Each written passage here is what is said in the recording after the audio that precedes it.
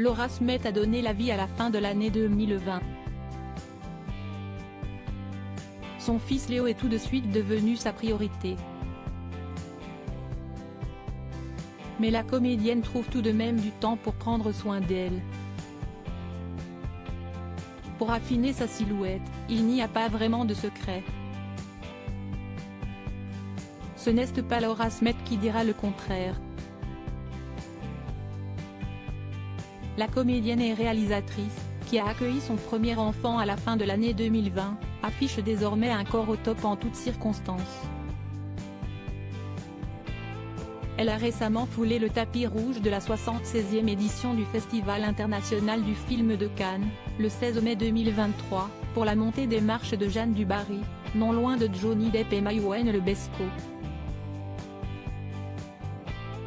Elle portait, ce jour-là, une sublime robe noire, longue, fendue en haut de la cuisse, laissant apparaître une partie de son flanc. Pour obtenir ce résultat, elle a sué de nombreuses heures.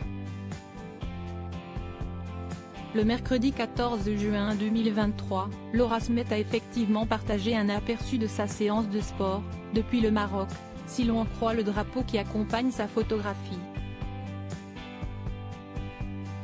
Sur cette image en noir et blanc, l'actrice de 39 ans apparaît dans le reflet d'un miroir, derrière plusieurs appareils très techniques. Sport de vie, écrit-elle. En couple avec l'homme d'affaires Raphaël Lancret-Javal depuis 2013, elle a épousé l'homme de sa vie sur la presqu'île du Cap Ferret en 2019. Laura Smet a ensuite donné, dans la foulée, naissance à leur fils le 7 octobre 2020. Elle avait rendu hommage à son célèbre père, le défunt Johnny Hallyday, en baptisant son enfant Léo, comme le second prénom du rocker. Laura Smet et Raphaël Lancret-Javal, déjà 10 ans d'amour. Mais quel est donc le secret de la longévité de leur histoire d'amour? Couplé l'in-time et le professionnel, semble-t-il, puisqu'ils ont récemment envisagé de fonder une maison de production ensemble. Rien que ça. Cela m'amusait de créer quelque chose avec lui, si est-il un geek, moi, pas du tout, expliquait-elle dans les colonnes du journal Le Figaro.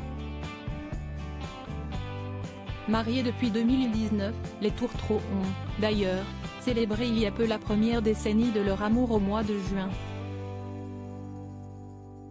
Bientôt 10 ans à deux, rappelait Laura Smet quelques jours auparavant. Je le redis, je t'aime.